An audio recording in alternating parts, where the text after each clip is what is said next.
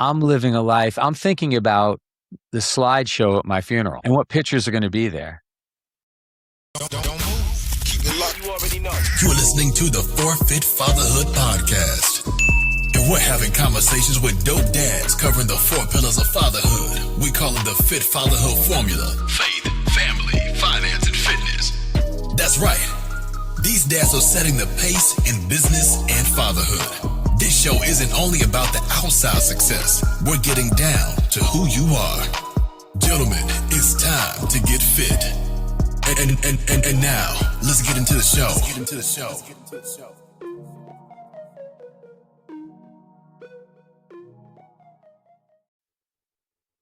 And as I think about it, I'll relate it to how I had to approach my church journey. And that is with an open heart and open mind. So I had to go in these places that I was different. They were different from me, and it was a different religion. And I just had to be receptive to what I might see, hear, and find. And so I think when we talk about bringing that into our families, I think that's kind of a similar perspective we need to have as fathers. Many times, and I know myself included, that I had very rigid ideas about the way things should be. After all, I was the man of the house and I'm the father, and they're kids and they're supposed to obey. And too often, I didn't have an open heart. Well, hopefully I was always open-hearted, but certainly didn't have an open mind.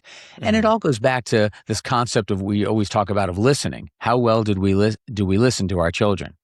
And I know there were many times I did not listen sufficiently or did not have a sufficient open mind. So I think if you want to bring a sense of belonging into the family and community into the family, that you need to bring a great level of receptivity. Now, of course, you have to stick to your value system and your morals. Just because you're okay with listening to someone or hearing someone out doesn't mean you're going to agree with them and adopt what they have. But I find that we need to have a receptivity. So the open heart, open mind towards our own families is a way we can bring community back into our own family. When your mind is open, your heart is open, it allows them to enter freely, right? Like your family kind of gets to be in that space without the barriers maybe or the set parameters, because dad's only going to love me or only going to care about me and if I'm this way only, right? That's very astute. That's a great observation, is that we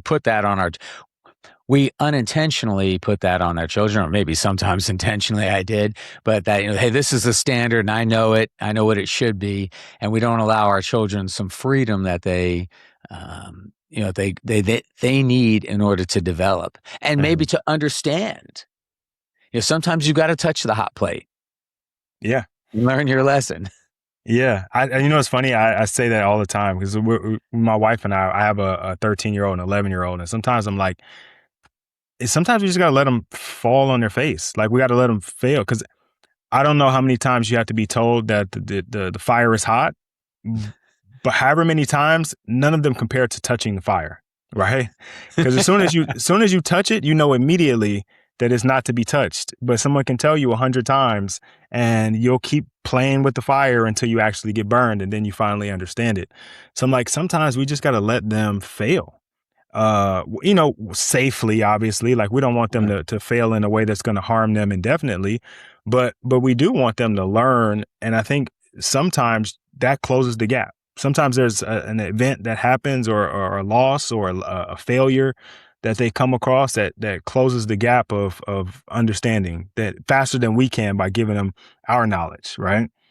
Oh, I think that's absolutely correct. Now, let's take it a step further, is that we're also dads and our word is law, and we want to convey to our children that we are perfect and we do no wrong. And the reality is we need to be open-minded and open-hearted enough to tell them also, look, hey, there's times we've been wrong in our lives. So we know we've learned some of these lessons because we have been wrong. And it's okay to be wrong. Not only it's okay, it's apparently okay because it's going to happen. Mm-hmm. You're going to be wrong sometimes. And that includes when you're a child, and it includes when you're a parent, and it includes when you're a grandparent, that sometimes you're going to be wrong.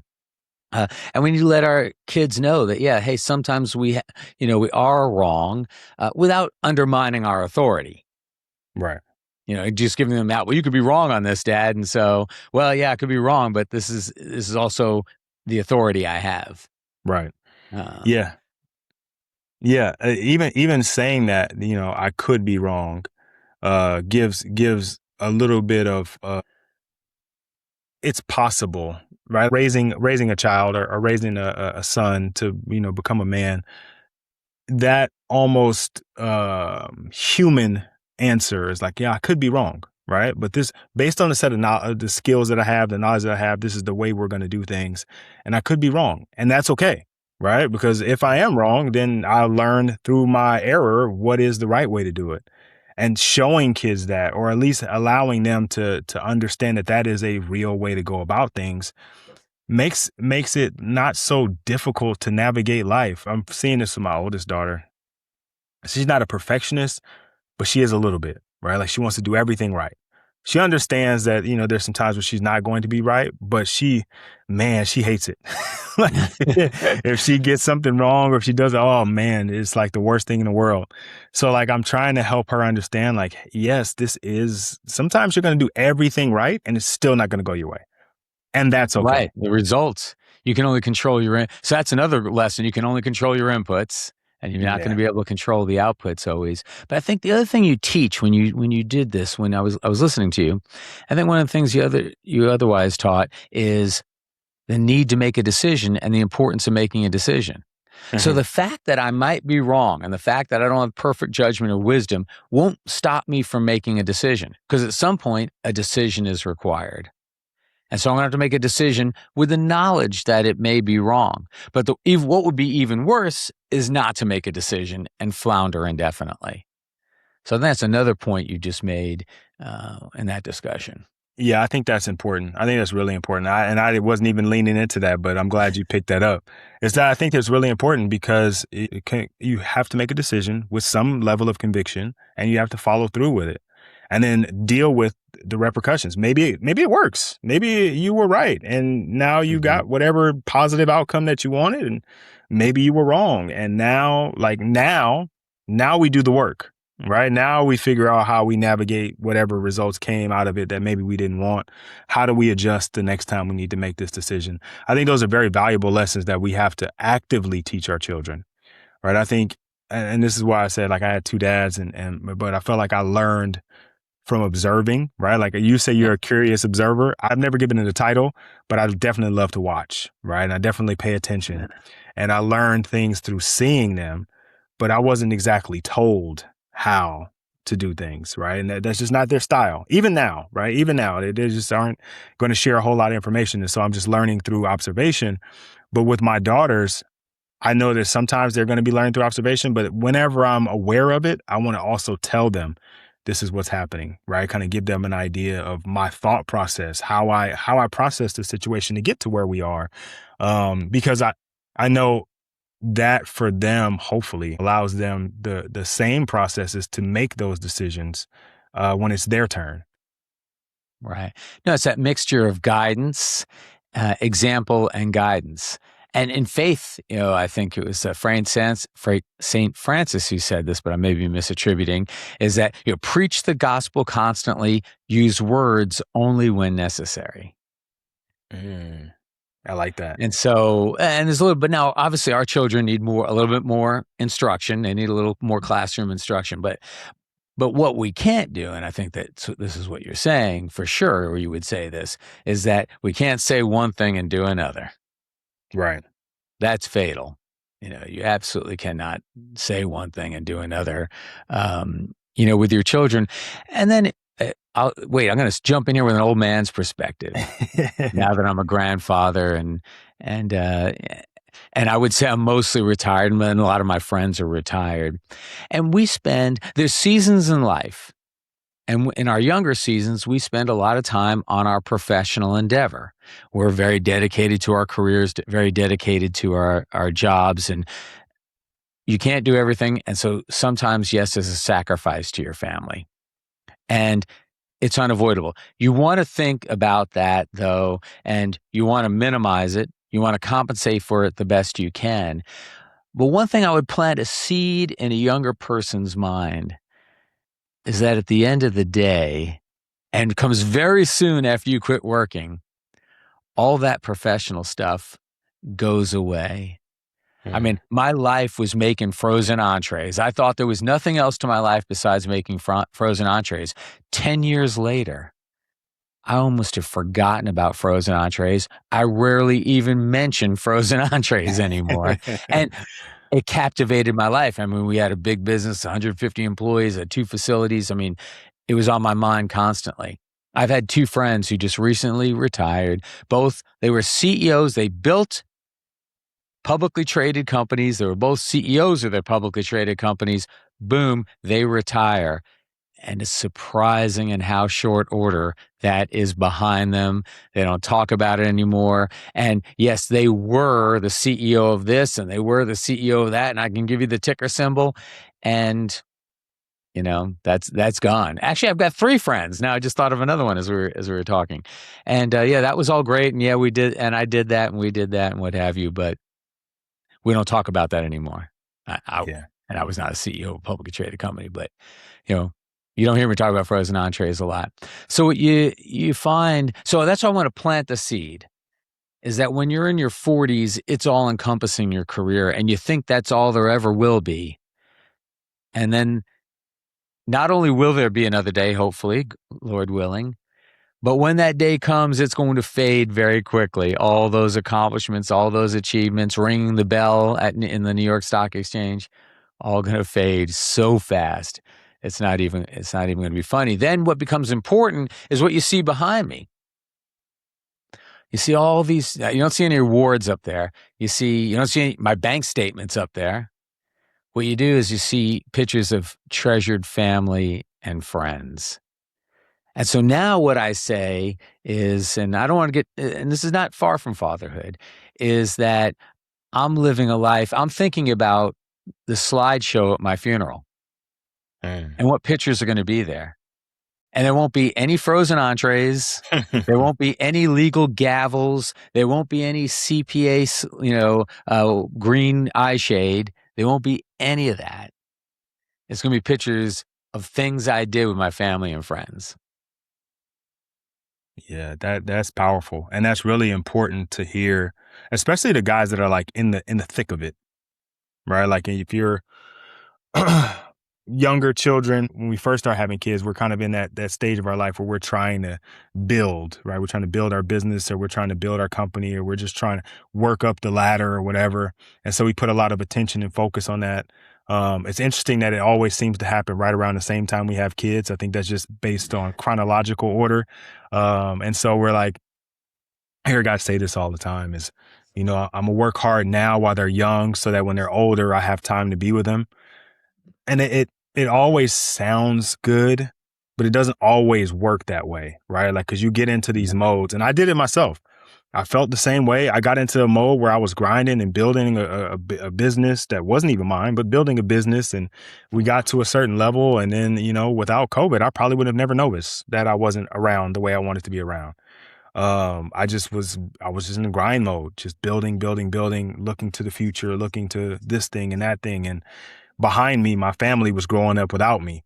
And I think it's really important that you point out, like at the end of it all, we're not going to care about how many athletes I trained. We're not going to care about, the who's who of people that I've worked with, the gyms that I've run. It's going to be the pictures of your family, the vacations, or just the silly stuff, the birthdays, like the little things that are going to be the real memories and the things that are actually most important. But we lose sight of that early, right? Like we miss the forest because of the trees kind of idea, because Yeah. we're so caught up in, I think, what everybody tells us is the most important aspect of a father, which is provision. So I want to ask you, what do you think a father owes his family beyond provision? Yeah. And now, at the risk of being a hypocrite, because I was in that stage where I was all in on my business and I didn't spend enough time, but I really, uh, I'm going to give myself some grace. I think my kids will give me some grace also, is that we owe our kids a lot more than new Nikes and Apple iPads. Mm-hmm. And at the end of the day, we look back on we only have to look back on our own childhood. And you're going to remember the days that you went fishing with your dad or played ball with your dad. And it's unlikely you're going to remember that, the day he gave you an iPad, if he gave you an iPad, or, whatever that prized little possession was. It'll be Mm-hmm. the time we spent. So I think first thing is we look back on the experiences that formed us and touched us. Think and go a step beyond your parents. What do your grandparents? Your grandparents, you probably love your grandparents. They probably never gave you anything much of monetary value, but you remember the time you sat on your grandfather's knee and he told you stories, or Mm-hmm. the sandwich your grandmother made you when you came inside from playing, and she did it with such loving care. So if we think about that, then we think about what kind of provision. Now, look, it's important. So, you train people, and, there's a certain level of dedication you need in order if you really want to progress.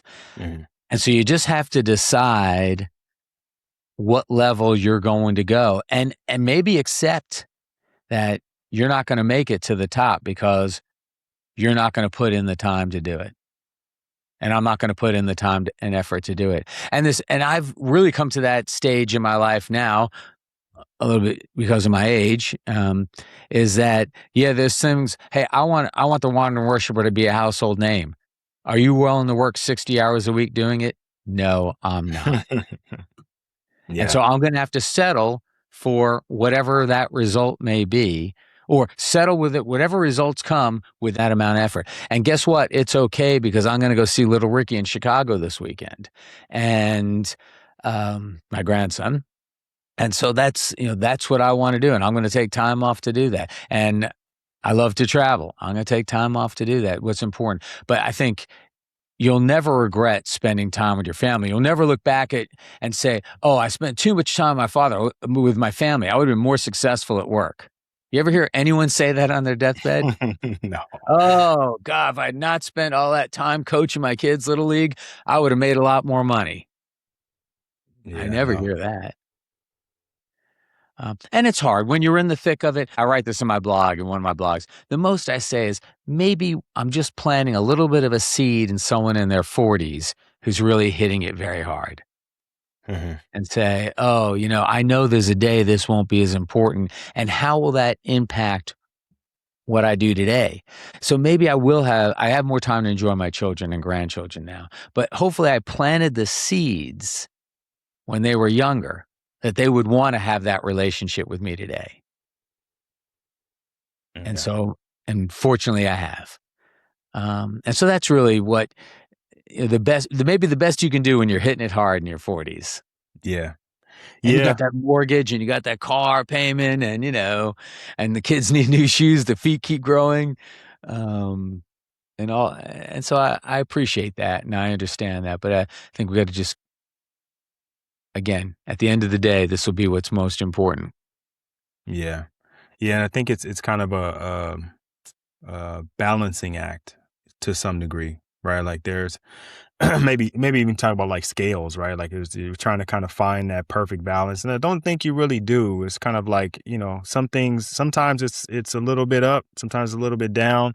And you said settle. I think sometimes the words mess us up, right? Like when we say, "Oh, I had to settle for this," I had to settle for that. People sometimes look at that negatively, right? Like you didn't Yeah. get the result you wanted, but you settled for this, right? I think maybe you looking at it as I'm satisfied here, right? Like, yeah, Yeah. sure, I could build a business that is ends up becoming a publicly traded company, but in order to do that, I would have to spend, like you said, maybe 60. It's going to be probably more than that, but let's say Yeah. 60 hours a week building this business, which means I don't have time for the family that I'm building also at the same time. So then maybe I don't do that, right? Maybe I'm satisfied with just a really good company and that is beloved in my neighborhood, right? Like Yeah. we service the needs of the people in the community. My mortgage is paid, the bills are paid. We're not living check to check. My kids are taken care of, and I get to coach the team.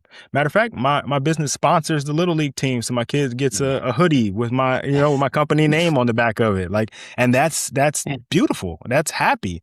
I don't need my company to be the biggest whatever in the world. Now, let me tell you, and these men that my friends, and I would certainly say they are good fathers and they have good relationships with their kids. We all know that people can have terrible relationships with their kids, and Right. fortunately, they don't fall into that category. But it's a much more difficult balancing act.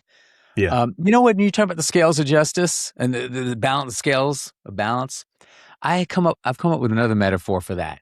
You know, the lava lamps and those bubbles that go bigger and smaller. So that's what happens in life. Hey, sometimes the equipment's going to break down at the plant and you got to be there. And that lava lamp bubble of the business is bigger. But then you have to make sure it goes down to the right size. So it's not always going to be like this. You're right. You say sometimes they shift around. So I go, it's like the bubbles in a lava lamp.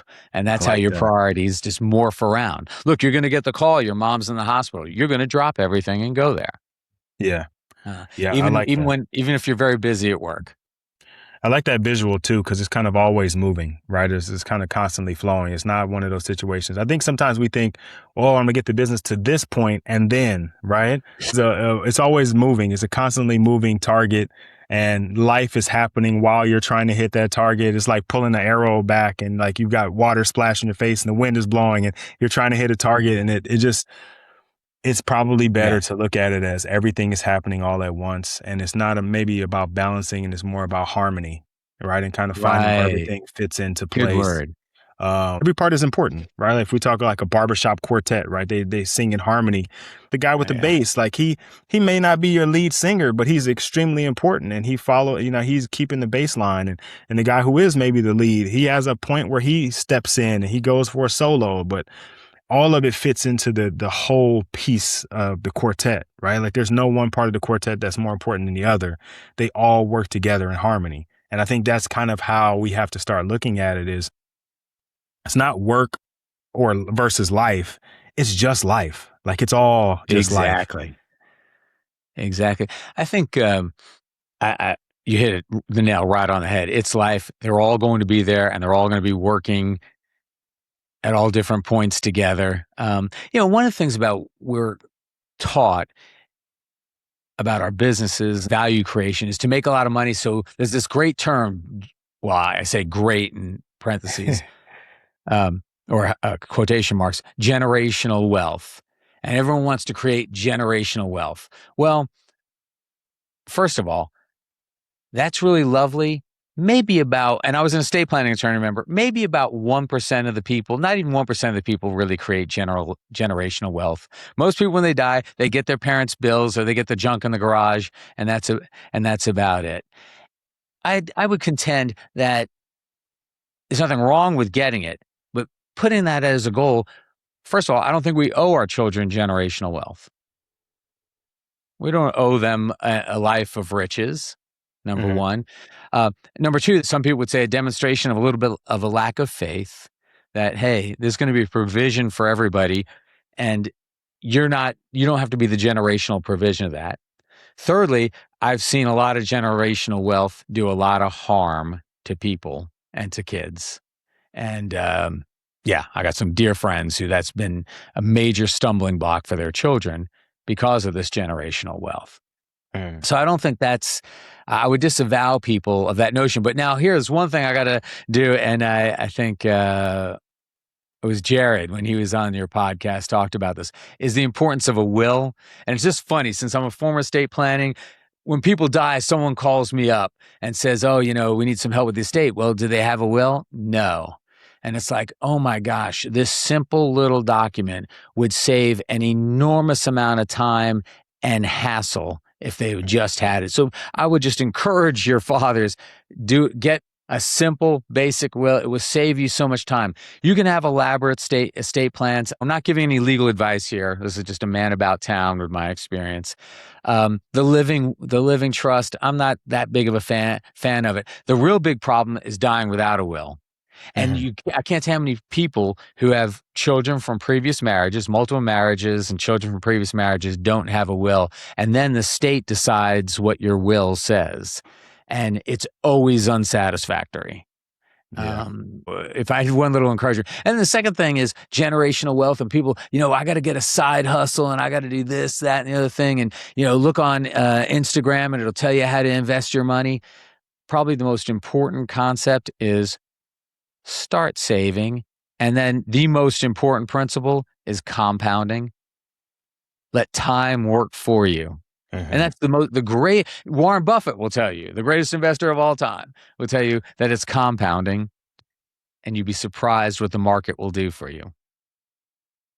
I think that's another thing. It's worse today because of social media, of the notions that people are given. And it's so much just the basics that if they would pursue that, they'd be in such great financial shape. If you summed up all the personal financial advice, I'd ask you one question. Are you saving at least 10% of your income? Why that question? Well, if you are, that tells me you're living within your means. If you are, it tells me you don't have any credit card debt. If you are, it tells me either you have it or the ability to have an emergency fund. If you're doing it, it tells me you have the ability to fully fund your retirement accounts. So that one question answers all the others. That's the question I would have every father ask themselves. Because again, we get so elaborate in terms of, oh my gosh, personal finance is so elaborate, and how do we do that? No, do that one thing, and everything else will fall, into place. Again, I'm not a financial planner, not offering financial advice. Good. Way to throw that. I'm a man about town and ordering and just offering some guidance, because we get someone asked me, oh, Richard, you might be helpful at the church to teach a class on evaluating alternative investments. I said, I have some knowledge there, but 98% of the people in our church aren't prepared to invest in alternative investments, and they shouldn't even consider it. They got to get their house in order. Yeah. And so that's the problem. We watch on Instagram, invest in this, and it blew up, and now I'm a bazillionaire.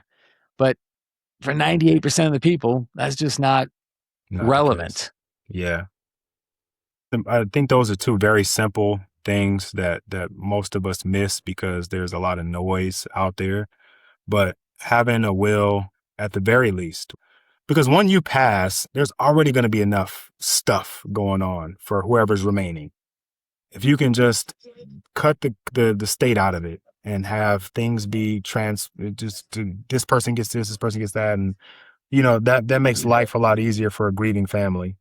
And then, yes, sure, you could do all these different things in the stock market and make all these investments and have side hustles. And those are all great when you have the bandwidth to do it or the resources to do it. But if you're just starting out, the bare minimum, let's just get this in order. Right? Let's just get a solid foundation of these things first. Before you get into all the bells and whistles and the fancy stuff. And, that might be for you at some point, right? You may build a life that supports that, and you can go and diversify your portfolio and have all these things, but it's hard to start there. Yeah. No, and look, hey, I certainly have what we call private equity investments, alternative investments. But when Warren Buffett says, hey, my wife, when I die, she's going to have 90% of her money in the S&P 500 index fund and 10% in a corporate bond fund, and that's it, I kind of listen to him. Yeah. And you find, most of my investments are in, well-diversified portfolio of index funds, entirely unsexy. I can't post that on Instagram. Yeah. Yeah. I'm not going to get famous for that, but I'm going to be just fine. Yeah. So, go ahead. No. And so I don't mean to digress too much. And, I know have we talked enough about the pillar of faith? And if I could just add, one thing is that sometimes men have bad experiences carrying some baggage or out of the church, and they have this elaborate notions of what faith is. So I'm going to just say what I tell you my notion of faith is from just a layman, is I'd say it is accepting God's love. And when you do that, it transforms you into a lover of all. Okay. So accept his love, then you'll be loving. And you know what? I think Jesus summed it up into 2 commandments. And so I think you got 2 of those commandments right there, pretty much sums it up. And then the second thing is, I can't go to church because I don't know that much. I'm actually carrying some sin, and so I don't want to go to church. And I'm afraid of what I might find there. And what I've heard is not good things. So what I would say, number one, don't wash before you take a shower. You don't need to be good to go to church. You don't need to know anything to go to church. You can show up. The doors are always open, and there's going to be people smiling at the front with coffee and donuts. So you can always show up. For those who have been wounded, yes, you have to resolve that. But I would start with saying that there's a virtue in the church community, a huge virtue. And so you may have to work on that wounding and healing. I mean, look, people have been sexually abused in church. They've stolen money in churches. There's some big wounds. And so, but just, I'll liken it to, you might have had a partner, a romantic partner that cheated on you. That makes it very hard for you to trust anyone and get into another relationship. But you acknowledge that, hey, getting into a loving relationship is really good. So I'm going to work on this wounding so I can make myself receptive to that relationship. So I'd say that's the same thing I'd recommend with respect to the church relationship for those who have been wounded. Look, and you can show up to church and say, look, I'm not ready to love God. Well, you don't need to be ready to love God. In fact, you can go for the wrong reason. Do you ever think alcoholics ever show up to that first meeting saying, this is not for me. I don't belong here. I'm not an alcoholic. I don't need this. Well, friends of mine, 12-step program says, well, that's about 99% of the people, guys, who show up at the first meeting. And so you can even be oppositional, show up oppositional. And then what I say, if the communities are what we say they are and what they should be and what they aspire to be, then they will take you along exactly where you need to be along your spiritual and faith journey. Yeah. You know what? There's a couple of things that you hit like that are really important to point out. And I think this happens a lot of times in the fitness realm is people feel like they have to be ready to start. Like, and that's why it's always like, I'll wait till Monday, or I'm gonna start next week, or I'm gonna start next month, because it's always like that. I gotta be ready to start. And I think that barrier, and it's kind of imposter syndrome, right? It's like, I'm not the person that I need to be in order to start this journey. But that thought in itself kind of proves that you already are, right? Yeah. Because you already know you're not where you want to be. And that should be enough to know you need to start. But it for whatever reason, it hamstrings us, right? It holds us up. But I think if you're a guy who's listening to this and you heard that, right, that and you felt that before, that was your sign. It doesn't have to be a perfect day. It doesn't have to be, the sun is shining, dogs are barking, the birds are chirping. It's the perfect Sunday to walk in, or it's the perfect day to start this new habit. It doesn't have to be that. Matter of fact, it's probably better to start it on the worst day, because then you have the opportunity for every other day to be better than that day, right? Like the trajectory is up from there, right? And so again, if guys who are listening and heard that and are trying to find their place to belong, or feeling disconnected from family or faith or community, or even from yourself, there isn't a perfect day or perfect way to start. There is just starting. Oh, you're so right. We burden ourselves with the size of start that's unwarranted. I mean, just start, just show up. Hey, you only have to show up to church one time. I'll tell you a quick story about how I started flossing. Well, actually, I started flossing just by putting floss sticks by my toothpaste. That's all I did. And then finally, like Edgar Allan Poe's Telltale Heart, they called out to me. But then I said, you know what? I'm going to be oppositional. I'm not going to do too much. 2 teeth on each row, only 2 days a week. That's all I'm going to do. Well, I just activated the law of inertia. Well, then you know what happened. I started adding some teeth, and then I started adding some days. And then, 3 months later, I'm a flosser. Yeah. And in fact, in my blog a couple of weeks ago, I put out a $100,000 challenge to my readers. I said, try to prove me wrong. I said, pick a start, no matter how small you want. And if you're consistent with that start, I guarantee you're going to make great progress. For instance, you won't be able to keep to 2 teeth 2 times a week. By the time 6 weeks rolls around, you're going to be more teeth. If you do it every week, you will be more teeth and more days by the time you hit 6 weeks. Now, if I'm wrong, I'll give your favorite charity $1,000. Because Yeah. I'm never going to have to pay on that because everyone's going to progress. Everyone's going to Right. do more. And I even said, look, there's a consolation prize. If someone takes me up on it and they progress, I'm not going to penalize their charity. I'll give money to their charity too. I mean, that would be. But I'm so confident I'm going to win. I'm never going to have to give any money Yeah. because I lost the challenge. So don't burden yourself. Just like you said, with some enormous start, do it. Go walk 20 minutes a week, 2 days a week. 20 minutes a day, 2 days a week, rather. In 6 weeks, you're going to be walking 25 minutes, a half hour, 4 days a week. You won't be able to help yourself. I mean, how many times have you seen that in your personal training world? Yeah, for sure. For sure. It's a snowball effect, right? Like it just continues to grow and grow. And I think w- even as it's kind of habit formation, right? It was kind of what you're talking about. You're kind of linking two things together to kind of build because you're going to brush your teeth every day, right? So putting Yeah.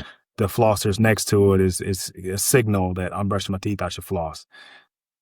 The thing that interesting about it is, and like you said, after a couple weeks, you would have to actively force yourself not to floss with them next to you know what they're there for. You'd have to be like, no, it's not my day to floss. And, like you have to really try hard not to do it. So you're absolutely right. When you actually start and start small, right? Because if it was a big thing, right? Like if you started, you're like, every day I'm going to floss every tooth for 5 minutes. By day two, it just, for whatever reason, not any doing of your own, it would just happen naturally that's hard to keep up. But if Yeah. you start small, it's easier to build on. Right. Do you tell all of your people on January 1st, well, let's work out 30 days in a row? You haven't been working out, but January 1st, let's work out 30 days in a row. Uh-huh. No, Yeah. no one No, does that. Or if let, they let, do it, then in February, they work out 0. yeah, exactly. Exactly. It's always interesting to see how that kind of works. Is like, that happens with a lot of things. And now obviously using fitness as the example, but it happens at a lot of things in life. Like as a dad, I'm just going to start showing up, right? I'm going to do all the things. I'm going to be at everything. I'm going to be at every game. I'm going to be at every recital. And yeah, that in theory, it sounds good and you're going to try your best to do it. But the first time you miss, you're going to feel like the world ended. And then the next time you miss, you're like, oh, well, I guess I can't do it all. And then it just kind of naturally starts falling off. The same thing happens in fitness. It's like, I'm going to work out every day. And then you miss Saturday. And you feel terrible about yourself and you feel embarrassed, so you don't work out on Sunday. And now you got 2 days. And then before you know it, something happens on Wednesday where it's beyond your control. And now your whole thing is over. So you're like, oh, well, I didn't work out 30 days straight. I'll start next month. Yep.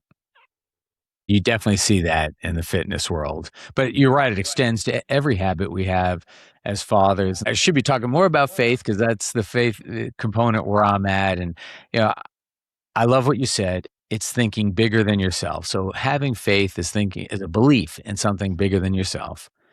Don't overcomplicate it. Accept God's love. It will transform you into a lover of all.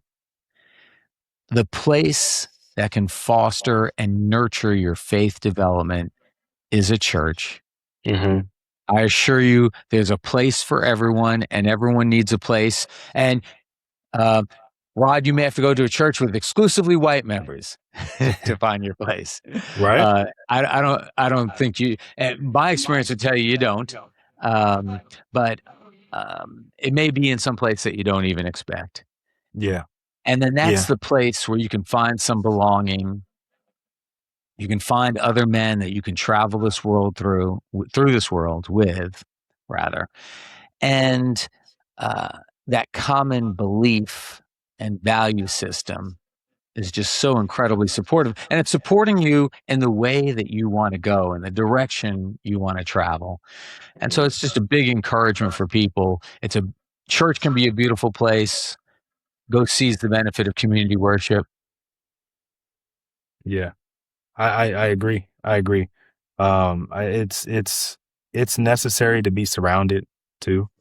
I know that we're in 2026. You can watch a sermon on the internet or YouTube or on Zoom.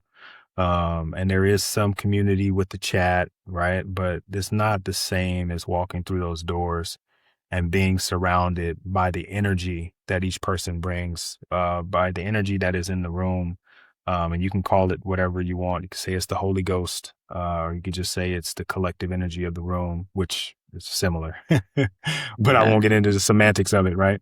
Um, but I think it's necessary. It may not work all the time, right? Like we're in a season where my daughters play softball, so they have tournaments every weekend. So every Sunday it's hard for us. But when we can, right, at least once a month, we are in the room where we need to be, getting filled up. And then outside of that, we touch base in services when we can, or we'll listen to it, or we'll watch it together. But being a part of the room, my daughter's a big Hamilton fan, and one of the songs there is "In the Room Where It Happens." Sometimes you need to be in the room where it happens, because that is where it becomes infectious, and that's where you can kind of build on those habits and be reaffirmed, and you have a handshake and have a conversation and share a thought, or have some wisdom imparted on you.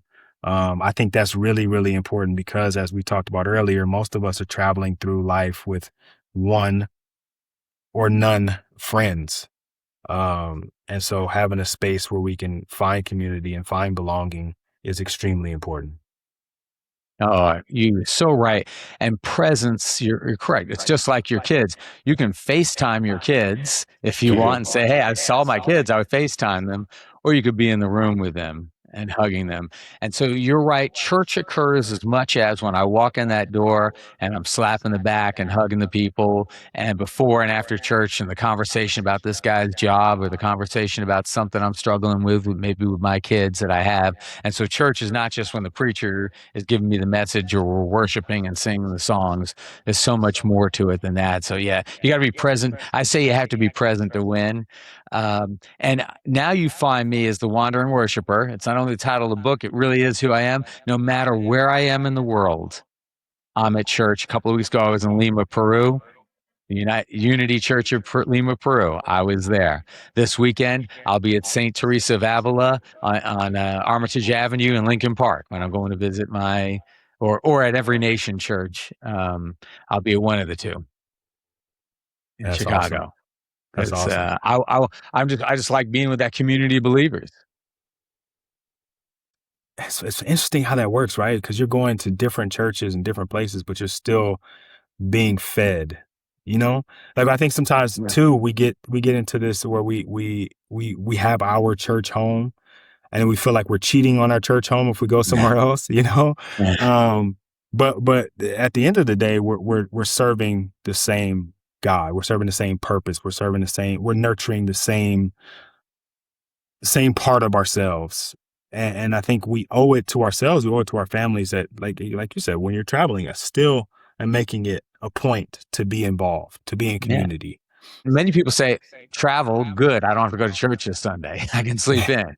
Well, I mean, so what do it's an example of a faith practice. And then plus, when you're on vacation with your kids, how are you wonderfully modeling? Right. And you say, wait, hey, we're on vacation, I know, but we're going to take some time out to go to church. And so I did that as a kid. Now, look, it's kind of funny. I am an exceptional person. I really am. And I'm going to prove it to you. I'm exceptional. So that when the man goes to church in the house, it's like 93% that the family goes. It's only 7%. Well, I happen to be in the 7%. I'm exceptional in all the wrong ways. But make no mistake about it. I still feel like I'm modeling behavior, Uh-huh. and and they notice that I go, Yeah. and everybody notices that I go, and everybody knows this is important to me, and everybody has seen the impact it's had on me, Yeah. and And so and and they're it's they're probably feeling the benefits of you being a better version of you. Whether they I go or I hope so. not, Yeah, they're yeah, receiving you at a different level. When you're able to go and nurture that part of you, you bring that home and share it with them either way, right? Whether you get to share it with yeah. them in community together or you bring it home. It's funny. Um, the other day for work, we had like a potluck. Not a potluck. They ordered food. Some people brought stuff and it was like catered, but there's some people brought stuff. And there's a lady at my job that makes really good carrot cake. And my kids obviously weren't there, but I was able to bring that carrot cake home and Yeah. share it with them. And it's kind of a similar idea. It's like they may not Yeah. be in there with you, but you're able to take some of that and bring it home to them. Yeah, I got to thank you very much for reminding me of that, because sometimes, it is discouraging. Like, what am I Mhm. doing wrong? And that I've not influenced them. I'm asking people all over the world that can hear this podcast to give church a try, and wait, your own children, aren't. Um, but you're right. Maybe number one, it may just be not yet, right? Mhm. And number two is that is not a reason for you not to go. And number three, and most importantly, what you just emphasized is that because of that and the impact it has on your faith, the impact it has on you, you are bringing something to them. So thank you very much for reminding me of that. You're welcome. You're welcome. Uh, um, for the guy that's listening to the podcast, he's made it to this point. What is one thing that you want to make sure that they understand, or maybe one thing that you think they need to hear? Okay. As men and as fathers, I think one of the things is to shut out the noise. Is that we're exposed to so much noise through media and through other people exerting influence on us. I would say trust yourself that the overwhelming majority of us have good values, have good intentions, and we're too often distracted by external noise. And so be true to yourself, trust yourself, and you'll be a great father. You'll know what to do. I like that. That's really really important because again, I talked about imposter syndrome a little bit earlier, but I Yeah. think a lot of us get in our own way because we think we have to be a certain thing or we have to be a certain way, and maybe we don't feel like we live up to that just yet. And so we maybe shy away from our responsibility or we shy away from our duty. But the reality is that you were uniquely selected to be the parent of that child, right? Like you are Yes. like when God allowed you to have that child, he knew who you were, right? He knew who you were going to become, at what stage you were going to become it, and you are exactly the right person for the job. That doesn't mean that you don't have work to do. That doesn't mean that you stop doing what you need to do to become a better version of yourself. But in this moment, right now, you're exactly who you're supposed to be. So be that fully. Oh, I like that. Very good. Very Yeah. good. And so, and make church a part of it. Yeah. There's a great benefit out there. Go seize it. At the very least, go try it. Just Yeah. just give it the old college try, right? Let's see what happens, because I think there's more than enough evidence out there, right? There's more than enough examples. If you listen to this podcast, you've heard more than enough people talk about how much of a change is made in their life. Yeah. But seeing is believing, right? And in this instance, right? Because we talk about faith, it's obviously the substance of things hoped for and evidence of things not seen. But in this instance, I think sometimes we have to see it to believe it, right? Like we have to be in the room to feel it. We have to see how it changes things for us, even if it just changes our perspective or our thought process. But I encourage everyone to take advantage of the opportunity that's there because it's free. It's free. You can Yeah. go. Like It's no one's great. charging you. Like just show up. No Everyone's gonna one's be gonna. happy to see you. It's Yeah. And if it doesn't it's work out and you leave, no one's gonna come and chase you down either. Like no one's gonna yeah, hold. No one's gonna judge you. Come to the creator when you come to the creator. Like no one's going to bully you into it. no. And So you do have to sometimes kiss a number of toads before you find your prince. for But sure. and that's the other thing I would say is don't get discouraged. Hey, I went to a few and I didn't like them. They Yeah. were just like I thought, and I didn't like them. Hey, give Yeah. some more try. Yeah. Yeah. Give some more try.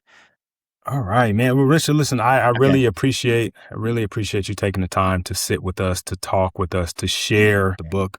If guys are wanting to, one, reach out to you, and maybe say thank you as I just did, or maybe to give you some kind of virtual high five, how would they do that? If they're looking to grab a copy of The Wandering Worshiper, where would they go to do that? But what is the best way for guys to get in touch with you? So maybe the best way is thewanderingworshiper.com. That website is actually linked to richardgriccardi.com, same website. And it's got my blog on there. It's got a way to contact me. And if someone is interested in the book, obviously a way for you to purchase the book. It's on Audible, it's on Kindle, it's on Amazon. I can get it on the website also. I'll make this offer. If there's someone curious about church but doesn't know what to do, I'm willing to talk to one person at a time. So if someone said, listen to this podcast and said, look, I got to tell you about my church experience and I need some help reapproaching it, I'll make the time to talk to you about it. That's awesome. That's I really appreciate that, right? Because that's going above and beyond. Yeah. And so, fellas, I would encourage you to take advantage of that opportunity. Reach out to Richard. Make sure you connect. Like I said, even if it's just to say thank you or to send him kind of a virtual high five, please do so. Richard, I want to thank you again. This has been a really good episode. I feel like I'm taking away from it, right? Like I always say that at the end of the podcast, because that's what selfishly, right? I'm always trying to gain something from these conversations, because I too am curious. And so I appreciate you, and I want to give you a virtual high five and a handshake and say thank you for your time and for your wisdom. Well, you are most welcome. And thank you. I learned some stuff from you, obviously, today. I really applaud you for assembling this podcast and doing it. I think it has and will continue to do wonderful work for our fathers. All right. Thank you.